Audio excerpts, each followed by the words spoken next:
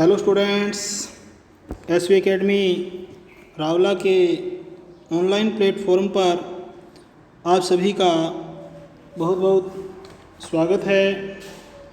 जैसा कि हम पढ़ रहे थे कक्षा 6 के हिंदी विषय के कक्षा 6 के हिंदी विषय के लेसन नंबर 3 नादान दोस्त, जो कि प्रेमचंद का लिखा गया है। तो इसमें हमने प्रश्न कर लिए थे कहानी से आगे अनुमान और कल्पना से संबंधित प्रश्न कर लिए थे। अनुमान और कल्पना में हमने तीसरा प्रश्न किया था, केशव और श्यामा चिड़िया के अंडों को लेकर उत्सुक थे। क्या तुम्हें भी किसी नई चीज़ या बात को लेकर कभी कौतूहल महसूस हुआ है? ऐसे किसी अनुभव का वर्णन करो। तो अपनी तरफ से मैंने कहा था इसको आप कर सकते हो, और जैसा कि मैंने लिखा है उसको भी कर सकते हो। जिस प्रकार केशव और श्यामा अंडों को लेकर उत्सुक थे, उसी प्रकार मैं भी एक बार उत्सुक हुआ था। एक बार मेरे पिताजी पालने के लिए चिड़िया लाने वाले थे। यह बात जानकर मेरे मन में उन चिड़ियों को लेकर तरह तरह के सवाल उठने लगे। चिड़िया कैसी होगी, किस रंग की होगी, कितनी बड़ी होगी, आदि आदि। अंततः पिताजी चिड़िया ले ही आए। वे बहुत सुंदर और रंग बिरंगी 2 चिड़ियाँ थी। उनकी वाणी बहुत मीठी थी और मैं बहुत ज़्यादा प्रसन्न था। तो यहाँ तक अपने कर लिया था, और उम्मीद है कि आपने इसको अपनी अभ्यास पुस्तिका के अंदर बढ़िया तरीके से लिखा होगा, यानी अंकित किया होगा रिटन वर्क के दौरान। तो आज आगे हम करते हैं भाषा की बात में पहला प्रश्न, गौर से सुने इसको। श्यामा माँ से बोली, मैंने आपकी बातचीत सुन ली है।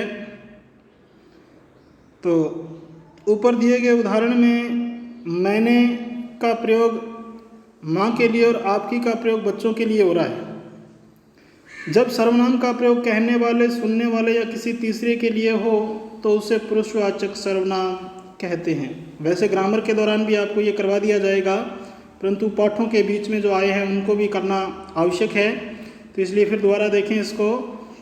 श्यामा माँ से बोली, मैंने आपकी बातचीत सुन ली है। तो श्यामा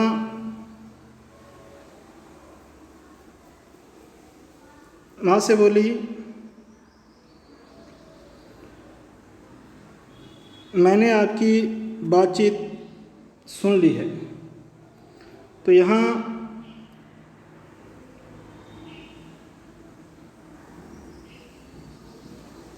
ये प्रयोग किए गए हैं, बच्चों के लिए हो रहा है। जब सर्वनाम का प्रयोग कहने वाले, सुनने वाले या किसी तीसरे के लिए हो तो उसे पुरुषवाचक सर्वनाम कहा जाता है। तो नीचे दिए गए वाक्य में तीनों प्रकार के पुरुषवाचक सर्वनामों के नीचे रेखा खींचनी है आपको, यानी कि जहाँ जहाँ सर्वनामों का प्रयोग हुआ है उनको अंडरलाइन करना है। जैसा कि उत्तर में, जैसा कि आपको स्क्रीन पे दिखाई दे रहा है, मैंने अंडरलाइन किया है। तो इस प्रकार से इस पूरे पैराग्राफ को लिखना है और उनको उसके अंदर सर्वनामों को क्या करना है, अंडरलाइन करना है। एक दिन दीपू और नीलू यमुना तट पर बैठे शाम की ठंडी हवा का आनंद ले रहे थे।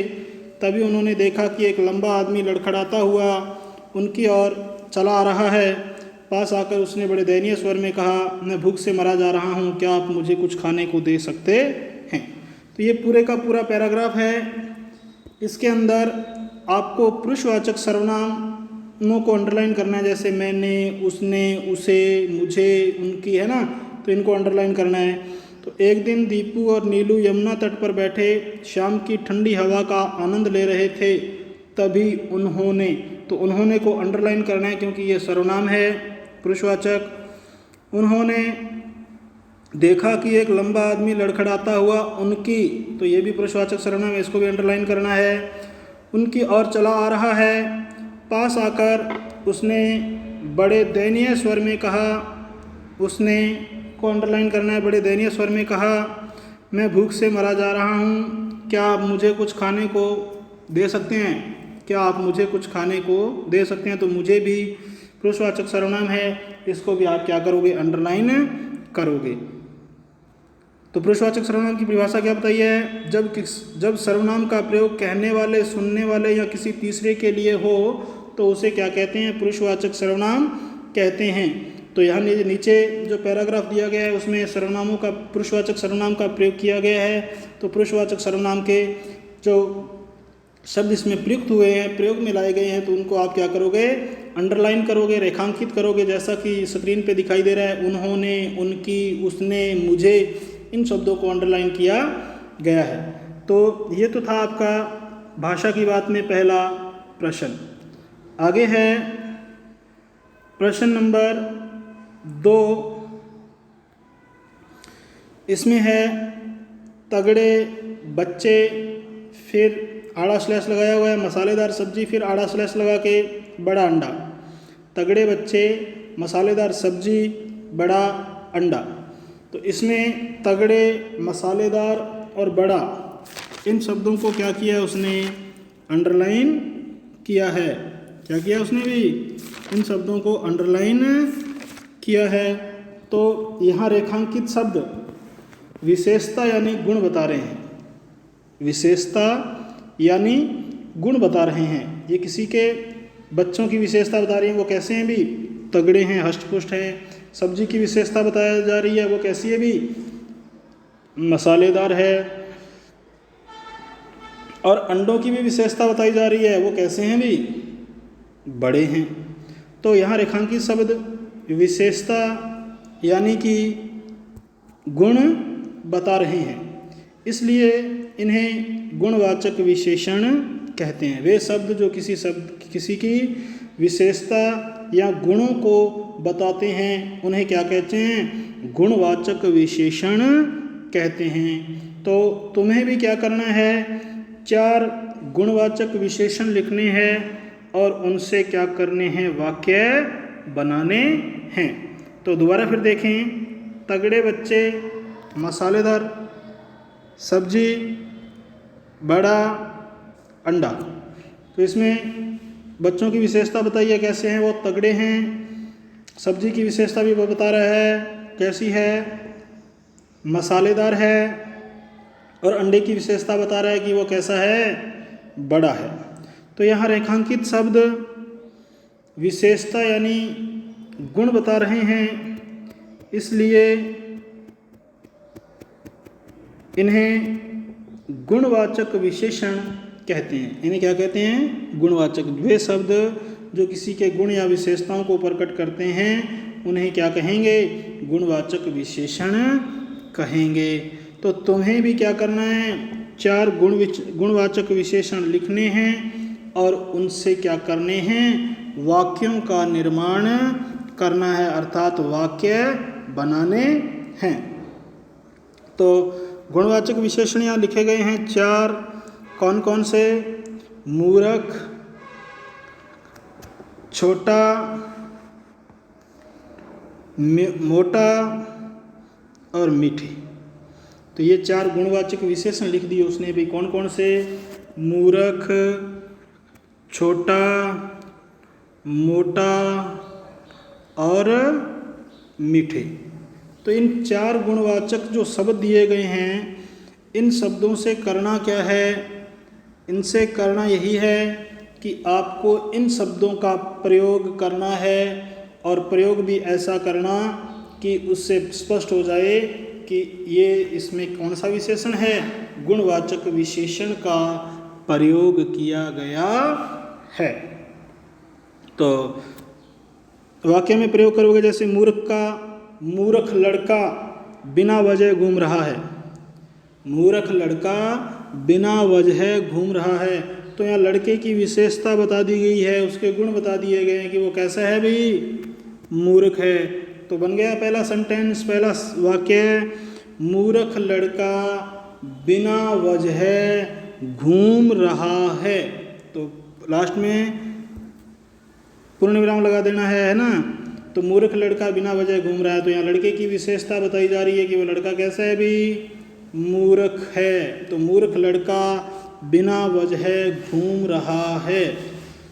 फिर दूसरा शब्द दिया उसने छोटा, तो छोटा से वाक्य बनाना है। तो छोटा भाई क्रिकेट खेल रहा है, तो भाई की विशेषता बताई जा रही है कि वो कैसा है भी, छोटा है या बड़ा। छोटा, बड़ा भी लिख सकते हो, बड़ा भाई क्रिकेट खेलता है तो भाई कैसा हो जाएगा भी, बड़ा हो जाएगा। इसमें छोटा लिख दिया तो छोटा हो जाएगा। तो भाई की विशेषता है कि वो भाई कैसा है भाई, छोटा है। तो क्या हो जाएगा इसका वाक्य प्रयोग, छोटा भाई क्रिकेट खेल रहा है। तो भाई की विशेषता या गुण बता दिया गया है कि वो कैसा है भाई, बिल्कुल कैसा है, छोटा है। तो यहाँ ये छोटा शब्द का प्रयोग करके हमने इस वाक्य का निर्माण कर लिया है। तो आगे है तीसरा बिंदु दे रखा है इसने भी, मोटा। क्या दे रखा है, मोटा। तो इससे वाक्य बनाएंगे, मोटा आदमी टहल रहा है। तो आदमी की गुण बताई जा रही है, उसकी विशेषता बताई जा रही है भी, वो आदमी कैसा है भी, मोटा है, शरीर उसका भारी है। तो मोटा आदमी टहल रहा है। तो यहाँ मोटा क्या है, गुणवाचक विशेषण है, यानी कि जो किसको गुणों को या विशेषता को प्रकट करे उसे गुणवाचक विशेषण कहते हैं, जैसा कि हमने ऊपर पढ़ा भी था। तो मोटा से क्या बनाएंगे, मोटा आदमी टहल रहा है। तो इस प्रकार से वाक्य निर्माण हो गया। अब है सेंटेंस नंबर 4। सेंटेंस नंबर 4, बच्चे नहीं, मीठे। तो मीठे शब्द का प्रयोग करना है, मीठे विशेषण का प्रयोग करते हुए वाक्य का निर्माण करना है। तो लिखेंगे, बच्चे मीठे आम खा रहे हैं। तो यहाँ आम की विशेषता बताई जा रही है। किसकी विशेषता बताई जा रही है, आम की विशेषता बताई जा रही है कि आम कैसा है भी, मीठा है। तो मीठे यहाँ क्या हो जाएगा, गुणवाचक विशेषण हो जाएगा। तो इस प्रकार से हमने चौथा सेंटेंस बनाया, बच्चे मीठे आम खा रहे हैं। अब और भी आप बना सकते हो, जैसे काला शब्द है तो काला आदमी जा रहा है ना। तो आदमी कैसा है, काला है। पतला व्यक्ति जा रहा है, तो व्यक्ति की विशेषता कैसी, पतला, मोटा। काली गाय, है ना। तो इस प्रकार से हम जहाँ गुणों की या विशेषता की बात करते हैं तो वहाँ गुणवाचक विशेषण होता है। तो इस प्रकार मूर्ख, छोटा, मोटा और मीठे से हमने चारों सेंटेंसों का, वाक्यों का निर्माण कर लिया। जैसे मूर्ख से बनाया, मूर्ख लड़का बिना वजह घूम रहा है। फिर छोटा से बनाया, छोटा भाई क्रिकेट खेल रहा है। फिर मोटा से बनाया, मोटा आदमी टहल रहा है। फिर मीठे से बनाया, बच्चे मीठे आम खा रहे हैं। तो इस प्रकार से ये आपके सेंटेंस कंप्लीट हो गए और यहाँ आपका लेसन भी कंप्लीट हो जाता है। आगे तीसरा प्रश्न है, उसको हम नहीं करेंगे, और चौथा प्रश्न भी है, उसको भी हम नहीं करेंगे। तो आज के लिए स्टूडेंट्स इतना ही। यहाँ ये आपका लेसन नादान दोस्त कंप्लीट हो जाता है और जितने भी प्रश्न इस लेसन में करवाए गए हैं उन सभी क्वेश्चंस को आप अपनी अभ्यास पुस्तिका में बढ़िया तरीके से सुंदर सुंदर हैंडराइटिंग के अंदर लिखोगे और इसके साथ साथ क्या करोगे, याद भी करोगे। और आगामी कुछ एक दिन में ही आपकी टेस्ट प्रक्रिया भी शुरू हो जाएगी ऑनलाइन क्लासेस के माध्यम से। इसलिए ये 3 लेसन हो गए हैं, तीनों लेसनों को आप बढ़िया तरीके से लर्न करोगे ताकि टेस्ट में किसी भी प्रकार की कोई परेशानी का सामना आपको नहीं करना पड़ेगी। तो आज के लिए स्टूडेंट्स इतना ही। बहुत बहुत धन्यवाद आपका। आपका दिन मंगलमय हो। जय हिंद, जय भारत।